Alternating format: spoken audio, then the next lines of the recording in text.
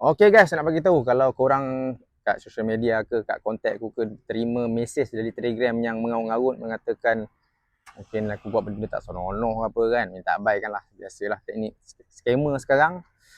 Macam-macam lah zaman AI apa semua ni, duk nak ngedit, nak ugut saya lah kononnya saya buat benda-benda tu, kalau tak bayar nak viralkan. Jadi buat masa ni saya ambil langkah jaga-jaga. Kalau korang terimalah apa-apa mungkin dari profil Farid Omar sendiri, minta abaikan sebab tu bukan saya. Memang taklah saya buat benda-benda mengarut tu, benda-benda tak senonoh. Dan report lah, korang block atau report je lah benda tu, minta abaikan. Saya just buat video tu untuk langkah pencegahan lah, sebab kita pun risau sekarang macam-macam kan. Saya tengah sibuk-sibuk nak berniaga cari rezeki ni, orang senang je scammer nak curi duit orang, nak ugut itu ini kan. Benda ni memang nak kerja senang lah. So diharap siapa yang mungkin kalau ada terima, kita doakan tak ada apa-apa lah kan. Abaikan je lah. Okay guys, thank you.